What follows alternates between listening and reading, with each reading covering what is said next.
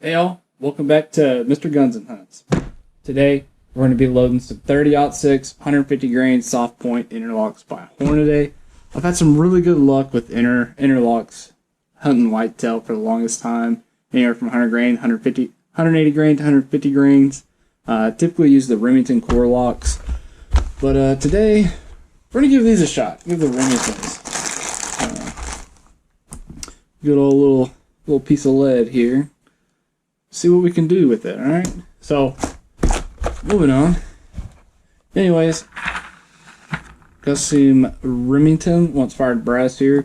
Sorry you guys missed the painstakingly amazing boringness to watch reloading, or excuse me, not even reloading, resizing all this brass. You missed it. I went through a Hornady die, ended up with a beautiful stuck case. Well, yeah, stuck case. Absolutely love it. Well, I'm an idiot. I took the measurement of the bottom of it, and the bottom of it read, I think it was, let me go back, get my notes. Let's say it was 454 was the bottom diameter of this die. Sammy spec over here is 0.470. Well, I was like, you know what? I'm still going to give it a shot. Let me see what I can do. And I started slowly working on the brass, and I completely overworked the brass on it. And slowly turning the die down after I could get it to go to 1, because it was really tough. There was no way. If you follow Hornady's instructions to actually set this to go back to Sammy's spec with this particular one, maybe I just got a bad one. There was no way it was happening on the first press. So it was way overworking the press. I slowly started working it down just to give it a shot. I will say, even when I was way high up, and you can even check this out on this brass. Let me see if you can see it. I don't know if I have the right lighting. Alright, see, you see that little, where it's shiny and then it goes to dull? So, if you look right there where my fingernail is, there's another line. I'm trying to focus on it. That's where it was stopping. But with that right there, of course, it wouldn't knock out the primer, but it did knock the shoulder 2/1000 of an inch, which is exactly what you want after firing your brass. But yeah, moving on. Ended up going over here with some, ended up pulling out the Lee Precision 30-06 die. Set it up, cleaned it, set it up, threw one of my bushings on it, and went to town. Absolutely remarkable. Set everything back to Sammy's spec, how it was supposed to be. It still knocked my brass, because I just ran it all the way down this time. Just go back to Sammy's spec, because this is already once fired brass, but not from my rifle, or let me say, the rifle we're going to be shooting with in this series. Furthermore, used it, worked beautifully well, and everything's knocked down to Sammy's spec, or close to, I should say. I think I might be 1/1000 of an inch greater than Sammy's spec, which is just fine, which I'll readjust that die in a later video once we get a once firing out of this brass. But first, I want to make sure it chambers, use it, and see how it works. Anyways, moving on. Sorry, I get to rambling. Remington brass. Already got one set up here. So the only thing you guys really need to see, because I've already chafered, deburred them, trimmed them, cleaned them, of course, popped out the primers, cleaned the primer pockets. Yeah, I know it's not that beautiful, but hey, you really don't have to have the primer pockets absolutely beautiful. I just like to get most of the carbon buildup out of the way. That way, it'll go bang again. Alright, and you're probably wondering, Federal 210s. That's what we're going to be using today to prime these guys. I got 50 pieces of brass and 100 primers. So today, what we're going to do is prime it in this video. I'm just going to prime them, and we're going to sit here and we're going to ponder about where I want to start for the loads. Because today, we're going to be using some Superformance, the good stuff. I've had a lot of success with this using 6.5 Creedmoor. A lot of people absolutely crap on this powder, But hey, it's cheap. I think I get it for like $35 down the street. It's always in stock. Surprisingly, even with the current president in office, with the COVID thing going on, I can still find this every day of the week for, I think it's $35. So hey, I'm gonna keep getting it. Maybe another time we'll use some H3540 or whatever the hell it is. Yeah, 4350. Excuse me. Watch, because it's 4350. I think that might be next on the list. Or maybe some Reloader 17, because I can use that in both Creedmoor and 30-06. So we'll see what happens with it. But moving on, let's start priming and think about what loads we want to do. Let's see here. Everyone's going to hate me for doing this, but it's my reloading bench. So screw whatever you guys want to do. Do it. Live long. Enjoy your life. Mind your own business. I do touch my primers and load them as I go. All right, let's get to it. Let's pull up the book here. Go ahead and get the book out. Let's see here. So for this testing, this is going to be the initial load for me. That, of course, as I said, it's multi-fired brass. But for me, this is going to be the initial load. And we're going to be doing some, I guess not too extensive load development, but we're going to do some load development. I want to find a powder charge node, and I want to find an overall length node. And so first, we're just going to start with the powder charge load.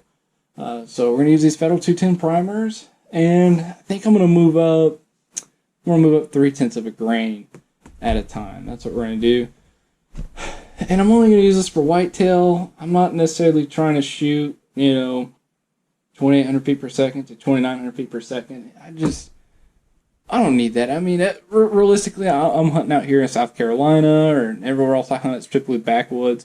When I go into western hunts, mule deer, elk, I take the Creedmoor.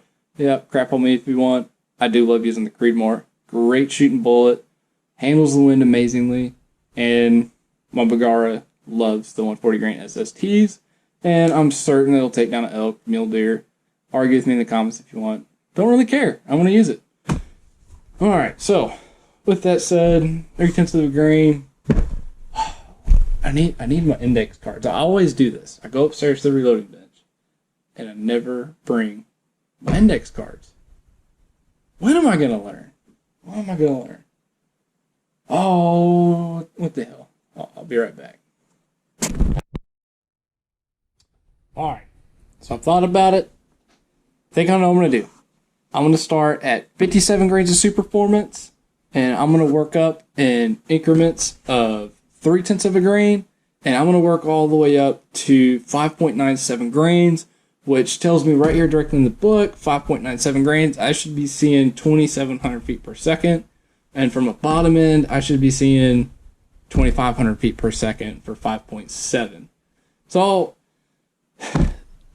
200 feet per second range, I think we're going to find a node in there. Because, I mean, we hop up from 56.4 grains up to, which gives us 2,500 feet per second. Then it hops us over to 58.1 grains, and that's 2,600 feet per second. And that's a whole grain and a half essentially, of play, and that's a lot. That is actually quite a bit of difference in powder.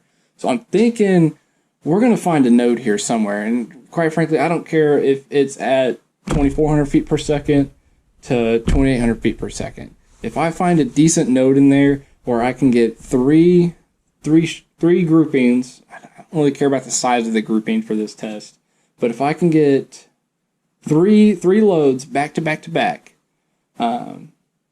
just in a row, that have a small standard deviation and are right in a line with the same speeds, give or take, I'm going to say probably 10 feet per second, that's probably what I'm going to pick. Best one, the flattest node I can find. And hopefully it's kind of on the lower end. I'm actually kind of want to shoot slower. As I said, for me, I'm using this load basically to hunt whitetail. That's what I'm using this for. This gun's not going to be seeing over 300 yards. So I'm not too terribly concerned with speed. I guess in a sense, I don't want to go too fast and not give bullets enough time to expand. Because, I mean, I've hit deer with 30-06 anywhere from 15 yards out to 70 yards. And actually, I've never had to use my 30-06 further than that. Not that I wouldn't. I just haven't been afforded the opportunity. Some places I hunt now, you know, I can actually reach out to almost 200 yards. And, I mean, 30-06 is just perfect. You know, don't necessarily want to use a 300 blackout. I don't necessarily want to use a Creedmoor. There's things that Creedmoor is shooting stupid fast. And if I get one within probably 15 yards of me, that bullet ain't going to expand. It just, they take time to expand. But this 30-06 is a big piece of rock that slows down super fast and will leave a nice sized exit wound out the back. Alright. Enough yip yapping. Let's kind of get to it here. Start flipping these guys over. You know, I totally have a hand primer that I can do this with and not touch these primers at all. But, you know, what the hell? I like using the press. It's kind of a personal preference. Uh-oh. I think my press is coming loose. Or the mount for my press. Alright, so we'll get that guy in there. Really nice and flush. That's what I like to see.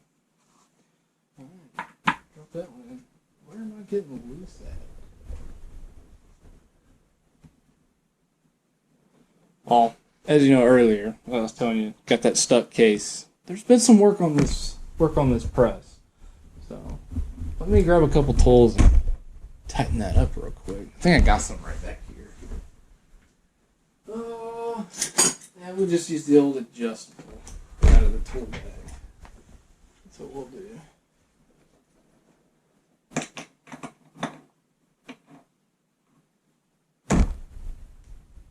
Oh yeah, she was getting loose.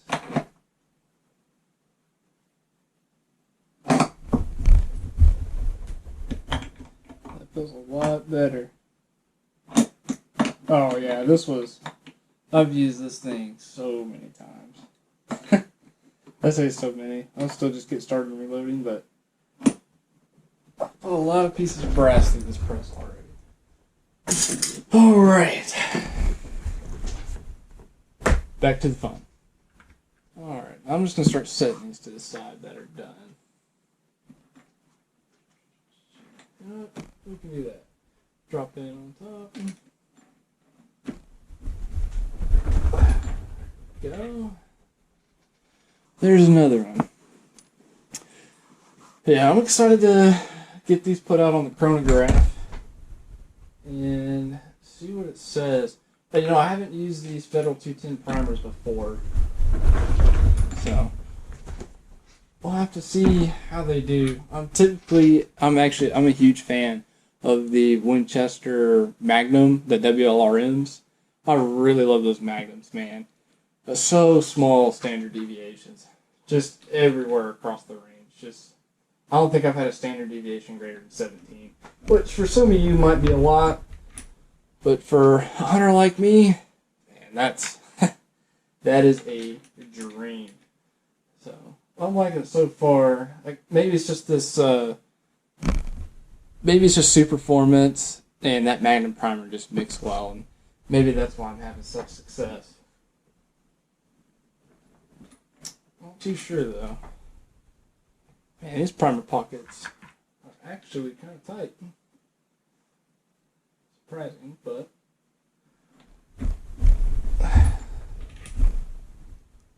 yeah, I gotta thank my dad. He actually sent me an entire gallon bag of just mixed brass, once fired brass. And I pulled out 157 pieces of Remington brass. I'm not counting the rest, but 157 pieces of Remington brass. So I think what I'm going to do to conserve brass with this testing, I'm going to use this 50 for the powder testing. And then I'm going to use another 50 for the overall length testing. That's what I'm going to do. I'm going to do that. And then that way, I'll have second fired brass. It'll all be fit to my chamber. And then once I find that powder charge node, and that overall length node, I can have 100 rounds. God willing, my brass doesn't break and everything goes perfectly. I can have 100 rounds of twice fired brass, and it'll be on its third firing, which typically you get 3 to 5 shots out of brass. And a lot of you guys are going to jump and be like, oh, anneal it. Yeah, I ain't got time for that, dude. Screw all that. y'all have fun. Hell, even fourth fire and stuff. On a Creedmoor, I still didn't anneal it. I was still getting great groups, small standard deviations, all that fun stuff. So, I ain't gonna mess with it too much.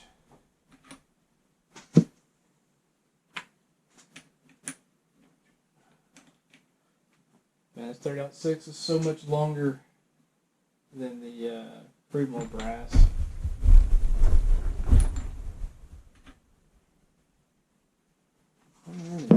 So there isn't too much important going on. If anything weird or fancy happens, something that just catches my eye, I'll bring you guys back in. Until then, I'll see you when we get to the loading process to drop some powder charges.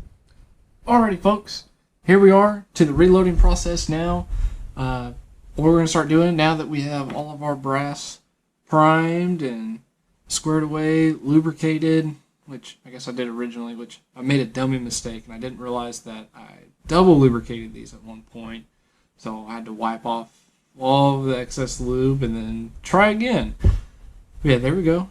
We got the Federal 210 primers in, ready to go, and I figured out what I want to do with the powder charge. We're going to start at 57 grains of super performance, and we're going to go up 0.3 of a grain, and we're going to move all the way up to 59.7. I still have not determined an overall length yet. I think what we're going to do is when we get to the seating point is we're just going to find when we start to hit that little can lure on the bullet, and then I'm going to see what we can work with. I kind of want to start long. I know Sammy Spec says over here that we should be 3.210. I think we might be probably about 3.260, 3.280. We'll see what happens. We'll take a measurement once we put it on the press. Reason being, I'm gonna go off that can lure instead of just going off of max overall length or jam length for either the mag or the rifle itself. Well, there's a couple reasons. It's a semi-automatic, and I don't want to run into, one, feeding issues, and two, more importantly, this is going to be hunting ammo. I would like a nice crimp on that bullet. I don't want any moisture, movements, wiggles, or anything of that. I'm not going to do super heavy crimp. Probably, I always say like a medium strength grip. I don't really know how you're going to grade that, but I'm not trying to crank that thing down. I'm going to see if I can use the roll crimp with the Hornady feature. If not, I'll probably just order another die from Lee. I really, really enjoyed that Lee Precision die that I got to resize the brass. But anywho, before I get on a tangent too far, let's go ahead and start dumping some powder. We got the Super Performance ready. I'm going to be using the powder charge thrower off the Hornady press. I got oh my goodness. Man, I'm drawing a blank today. I don't know what it is. I don't know if it's just getting late or I don't know what. But it's the Hornady powder thrower. Nothing fancy. And then I'm just going to try to get up. I'm going to just try to get close to 57 grains. I've kind of played with it a little bit. I'm not too precise on it yet.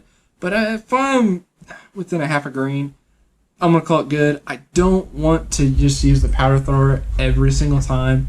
Simple fact of the matter is we're going up 0.3 grains increments 10 times, and I really don't feel like messing with it to get it precise each and every time. I found it's just quicker to get close to your starting load and then just trickle to it, dump your 5, move up 0.3 of a grain with the trickle.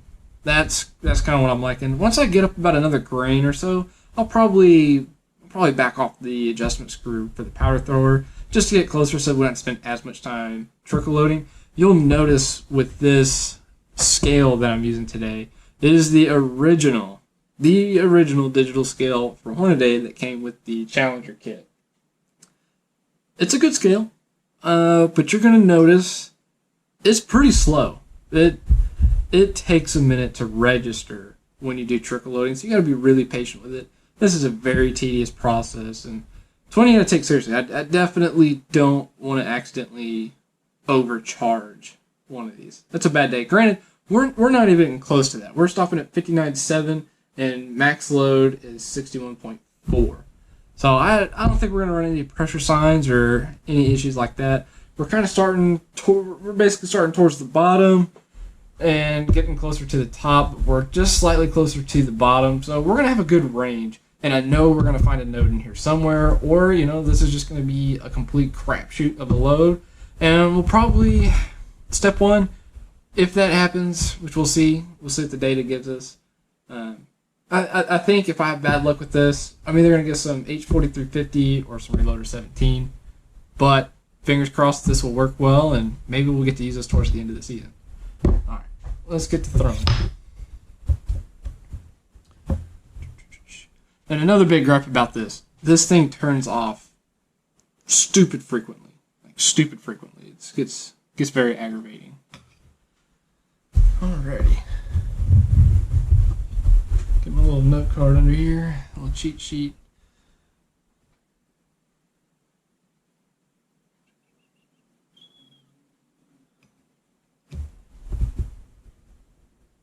On 37.3. Tear. Cool. Alright, let's get to throwing.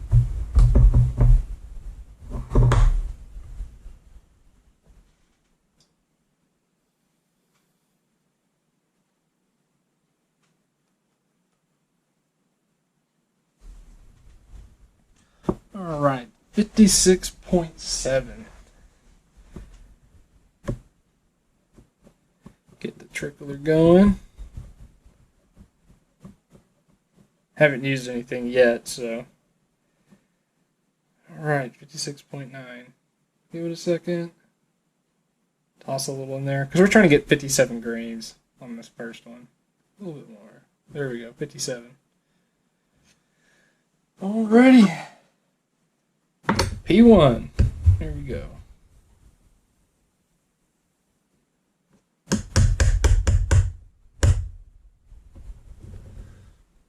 Alrighty, she loaded up nicely. Move on to number 2. Yeah, this is probably for me the second most time-consuming part of this entire process. Probably. Ooh, 56.9. Is that tight? Yep, she's tight. Cool.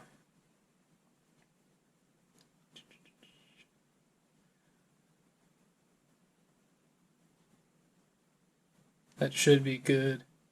That should be there. Oh, just maybe a touch more.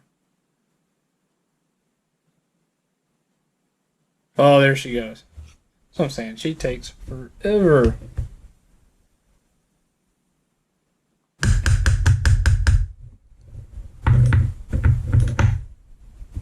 Man, these things are not even close to being full either.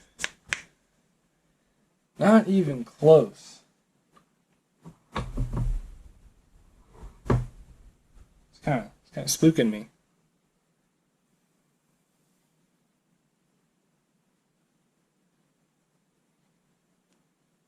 $56.9. I'll take that. I'll take that.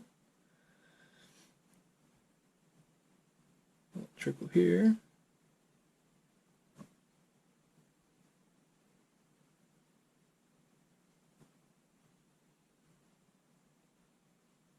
$57.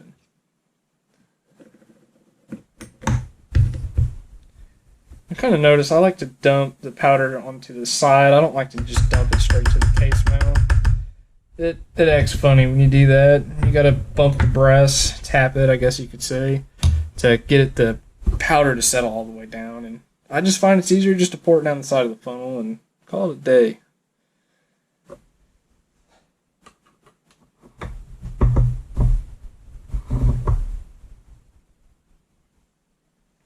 But yeah, this is essentially the process. 57, huh? Creeping up. 56.9. Okay. 57. Sweet.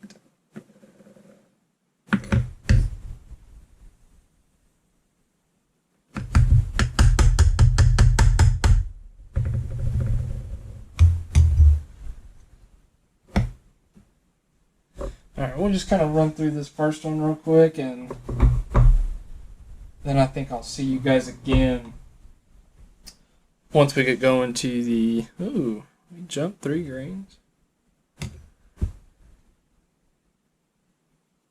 That was weird. We just walked 3 grains again. Tear it.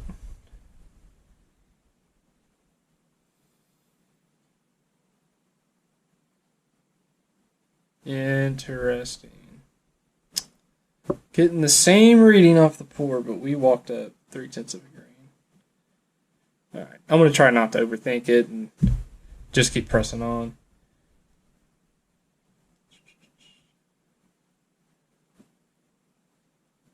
But yeah, this is reloading, guys. Time consuming, tedious. If you wanted, you could literally just put this case mount up to the powder thrower.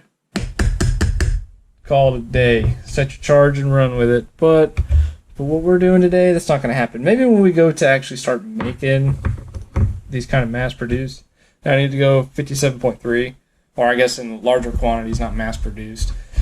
I could see that working out pretty good, just using the powder charge, and especially when you find a node. If I'm off 1/10 to 2/10 of a grain, but we have a node where it's all really close together, it's just really not that big of a deal. So you can use your thrower, or especially for like pistol ammo. I'm not really too particular about it. Throw it and go. But this one, for load development, I want to be precise each and every time. All right, I'll see you guys when we get to setting up the seating die. You guys will get to walk through it with me. Don't think this is a how-to video. You guys are just kind of along for the journey with me. Let's just kind of think of it that way. You guys will get to see me screw around and try to set up the Hornady bullet seating die and see if we can mess that one up. Let's see how that goes. See you guys in a few. Alrighty, guys. So we got all of the powder we needed dropped inside of there. We got all of our charges from 57 up to 59.7 grains. Loaded and ready to go. One load, 5 shots. Alright, now let's go into business. Let us set up these Hornady custom grade dies with the roll crimp. So, bear with me here. This is not a how-to video. This is just part of the journey of me getting all this done and taking me along the way of me figuring out. I've personally never used the custom grade dies. I've used match grade dies, and they're beautiful. Absolutely amazing. Love them. But we're going to use this. We're going to set it up with the roll crimp feature. And also, mine might be a little different from the ones that you guys buy. I have a micrometer on the top of mine instead of the... Let's open it up here. Instead of just the little bullet seeder feature. I'm not using that. Yours, if you buy a custom grade die, it will come with this. I took it off, and I ended up throwing the micrometer on top of it. It's just so much easier to use. This thing is super precise. I can't say enough good things about having a micrometer for your seating die. It's just phenomenal.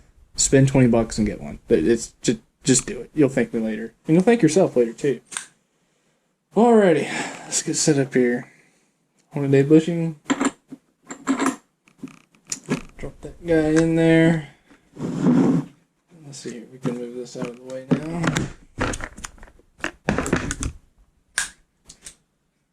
Yeah, guys. And by the way, every time you get a new die, make sure you take them completely apart and degrease them, clean the crap out of them, make sure there's no grease, no dirt, no debris, nothing in there. Otherwise, you can get a stuck case like me. But not for that reason. But not for that one. I clean my stuff. But getting a stuck case sucks. Here, we'll do it this way. Grab the first one. This is a 57 grain powder charge. Put this guy in here. Let's see. What does the directions say? Seating a crimp. Once you've reached the preferred seating depth for the bullet, back seat arc adjustment, screw a few turns. Yeah, I think that's a little ahead of... Let's see here. Seating without the roll crimp. Let's see that one first. Insert a size case to the shell holder, lower the handle, and back out the cedar adjustment screw. If you have the cedar adjustment screw too low to start, you may run out of adjustment. Okay, cool. So we've got one in there. Sounds like we run it up to the top. Next step, thread seating die into press until you feel resistance. Okay. If you say so. Drop that guy down on there. Oh, there's resistance. Just kidding. Screw this guy down in here.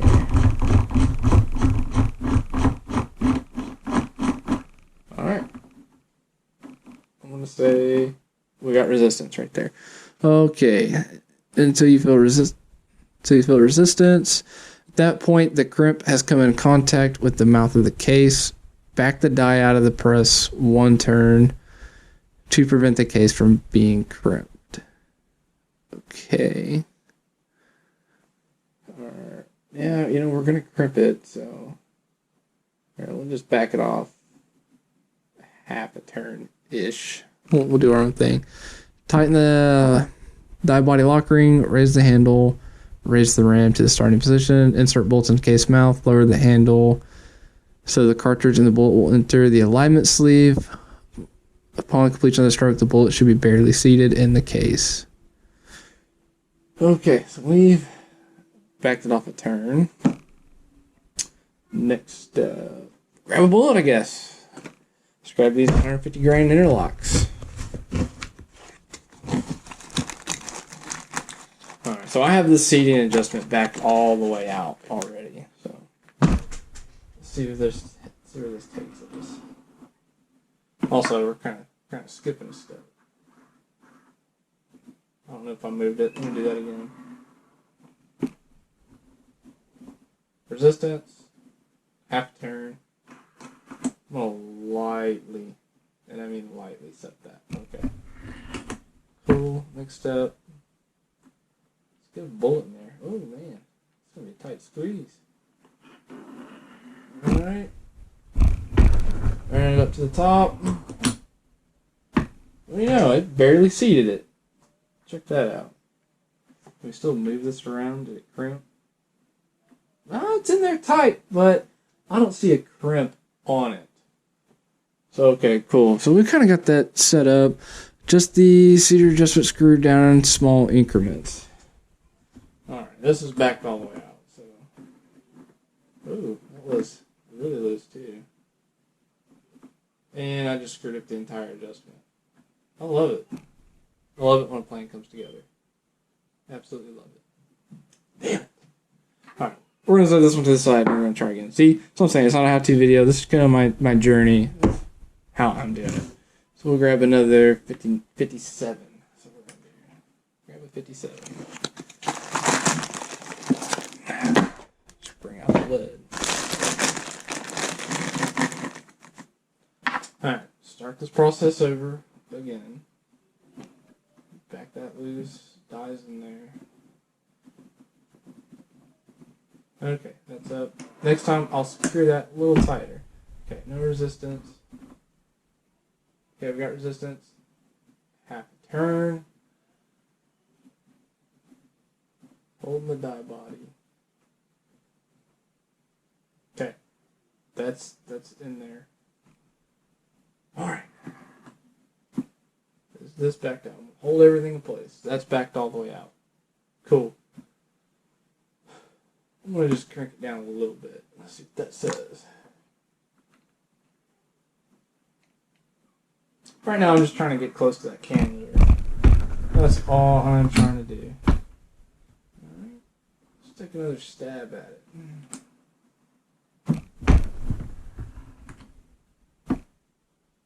Cool. Alright, we're getting pretty close. I think I might be getting ahead of myself though. Because if I gotta turn that die body down, it's gonna lower my crimp. Okay.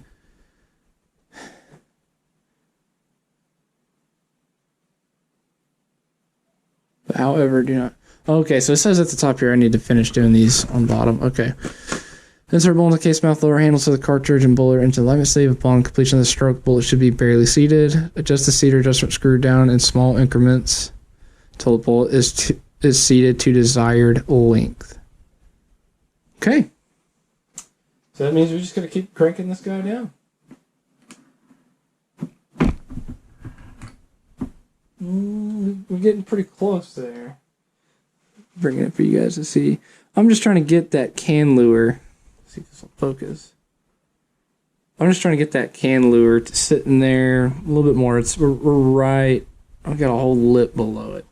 So let's get up there a little bit more.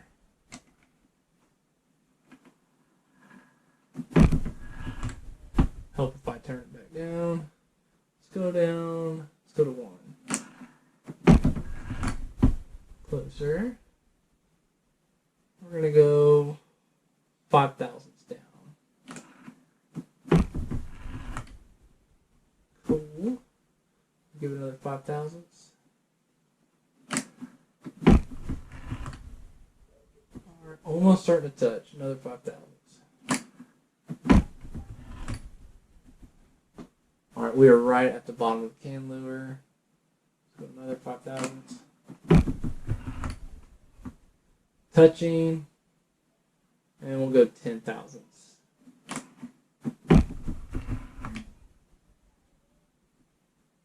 Almost there. I'm going to give it another 5. So we're in there now, but I'm going to get Stevie down there a little bit. Okay, we're about halfway. Yeah, no, another 5 thousandths.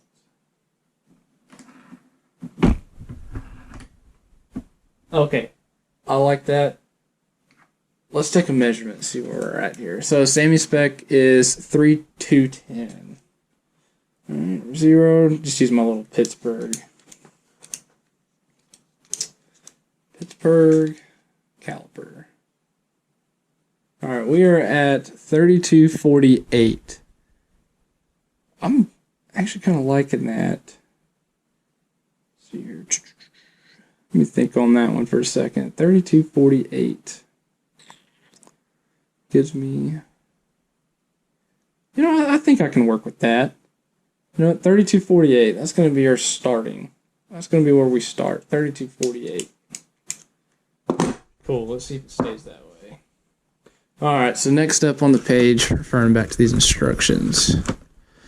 All right. Once you've reached the preferred seating depth for the bullet, back out the cedar adjustment screw a few turns. Okay.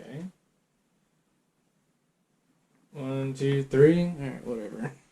We got a few turns. Raise the ram with the cartridge to the top of the stroke. Okay, there we go. Okay, we're at the top of the stroke. No resistance at all. Thread the Thread the cedar die body into the press until it meets resistance. Again, at that point, the mouth of the case has met resistance with the crimper. Okay, I'm going to loosen that again. I said turn the die body down until we meet resistance. Okay, we have met resistance again. Yeah. There we are. We got resistance. Okay. Thread the cedar die body into the press into small increment 16th turns, each time operating the handle. Thread the cedar die body into the press in small increments, 1/16 turns. Okay, so essentially now we just keep running it in there until we get a crimp that we like. And then you just keep turning down 16th.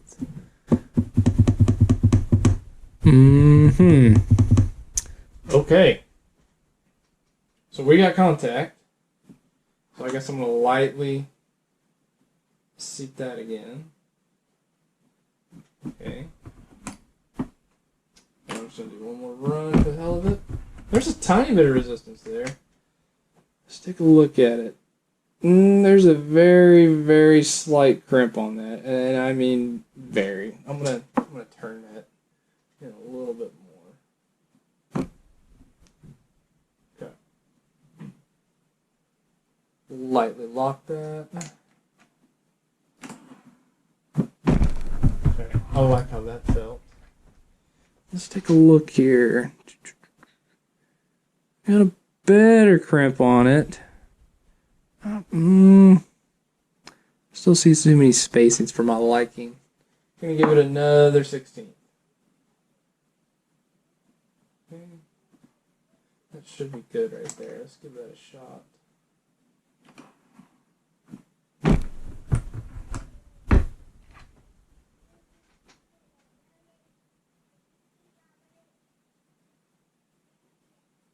I like it. I like that a lot. I think that actually looks pretty good. I don't know if you guys can really tell much on the camera, but there is a nice little ring around the top, and I'm kind of liking it. Let's see if this bullet's moving on me. And I cannot move that bullet. I like it. Alright, let's take a measurement. I'm curious to see if doing that. I know the bullet seating depth, or the seating portion of the die is backed all the way out, but I'm curious. So they're still at 3247.5, so no, it didn't move it. That could just be I'm on a weird angle on it. 4.6. You know what? I'm going to go tighter. I can actually still push this bullet in. And I don't like that. Oh, let me take a measurement again. No, I can't. 3248. I'm just compressing it. Okay. One more 16th turn. Just to be sure.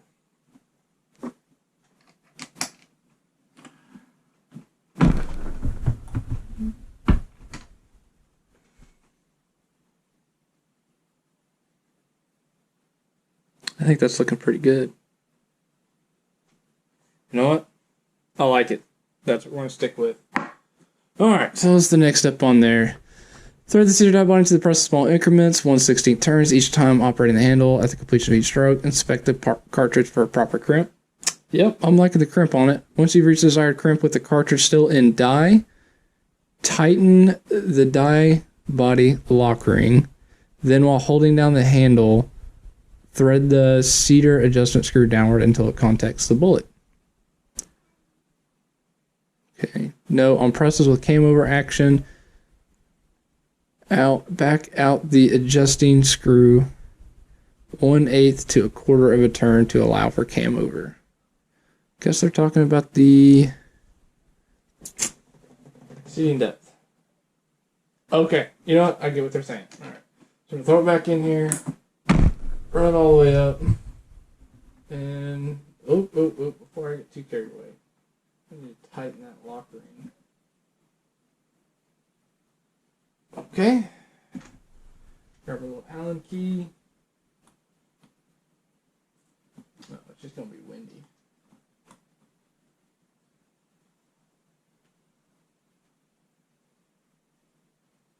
Alright, that should be good. Cool. Alright, I got a light fill right there. Back it a little bit. I mean, I can always shorten the length, but I can't always.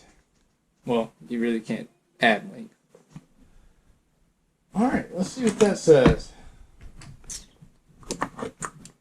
We said 348 was our starting, or excuse me, 248. Ooh, get it in there.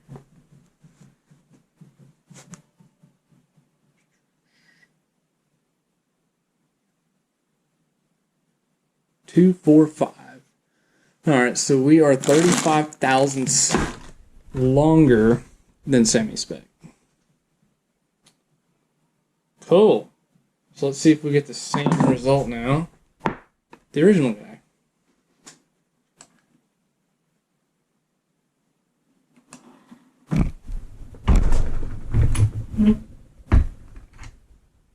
Definitely not. Definitely not.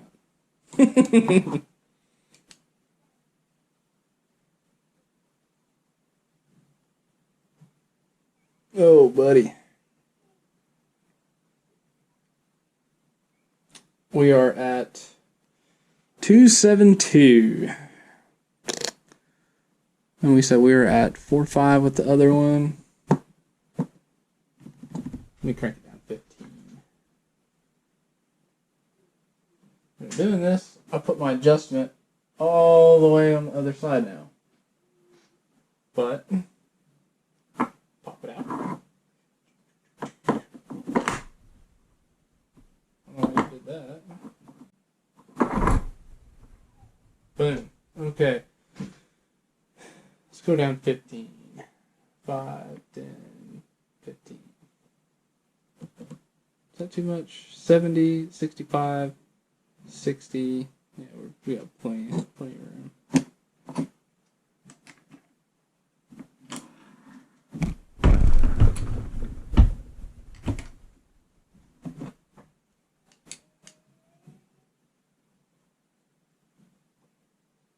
Alright, there we are. 250. Alright, now it's hard just using overall length off the tip because, as you can tell, the tips are lead. They're kind of added on, and they're all kind of a little unique. So, with that says, let's take an ogive measurement. Let's see what we can do with that. Let's see. I think I'll put it in here. Yep, I sure did. Probably have the Allen key for it right there.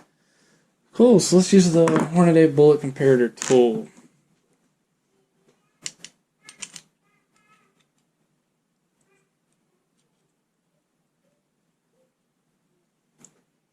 Make sure we get that level up there. Get that part added.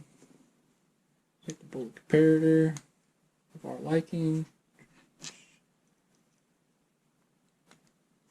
Push it in. Whee! A little tight. There we go. Just a little snug. Alright. Let's go here. Yep, that's normally the measurement I get. 0. Cool. Alright, this is the one we like.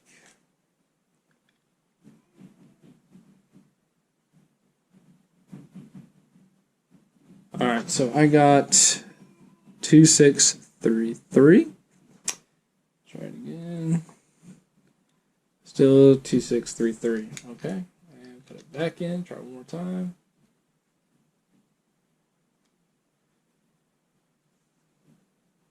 Yeah, basically 2633. Okay. What's this one?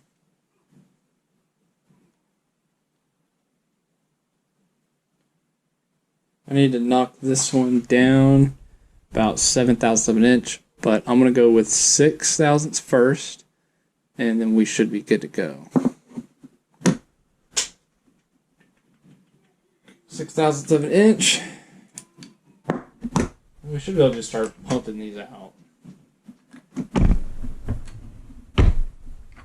Alright, let's get the same measurement now. 2633. Right there, man, on the money. Alright, for the fun part. Time to just start cranking them out. Take your instructions, throw them, run with it. That's what I like. Alright, let's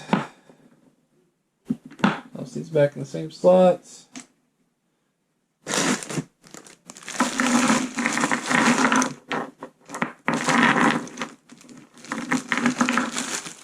There we go, that's about half the way. And now we just start running with it. You know what, I'm going to take this one, get a measurement off of it too. Just to be sure. Man, 2633. That's what I'm telling you. This is exactly why I love having a micrometer on top of these dies. This is phenomenal. I absolutely love this. And man, we got a nice crimp, and we still got plenty of room to use that can lure to push inward, because I'm going to start further out, and then I'm going to start working my way in. That should be good.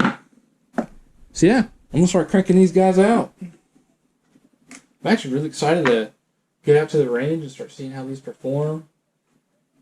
Might go Saturday, or I might just go into the woods Saturday. I'm not too sure yet. There's another one.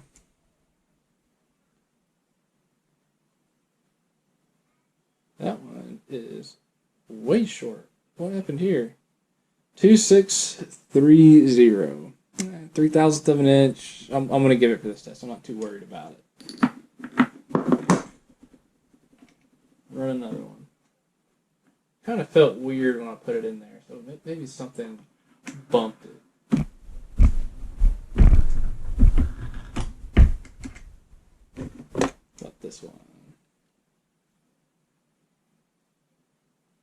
2633. Maybe something just weird happened on that one. Not too terribly worried about it. But yeah, I think you guys know how the reloading process now goes, because this is the complete part, or I guess the completion of it. This is the last step of reloading it. So, seeing the bullets, or crimping them, however you want to look at it. I'm doing both at the exact same time. Yeah, these are coming out absolutely beautiful. I cannot complain, not one bit. Let's see here. That's weird. This one had a 3-0. This one's shorter now too. I wonder if it's just the edge of the... Yeah, it's just the back of this brass is uneven. Alright, I'm going to trust it from here. But yeah, guys, thanks for watching this video. Thanks for sticking with me. I know this is going to be a long one, so for those of you who stuck with me, you're the real MVP. Hopefully it entertained you. Hopefully you got something out of it. Hope you enjoyed it. One thing I do want to say is please do not copy my loads. Guys, start low, work your way up, and be safe. Be checking for pressure signs each time you start moving up in powder. Just always be looking, be cautious what you're doing. It is a must to have a reloading book. I have 2, and I want to get a few more. Please do this at your own risk. As I said, this is not a how-to. This is just my journey of what I'm doing. Hopefully the next video I put up will either be a hunting video or maybe the results of this. At one point you guys will get the results. It's just going to be too long of a video to add all that in. So when we go to the seating depth, that's when I'll discuss the results of how this went out. And till then, I'll see you next time.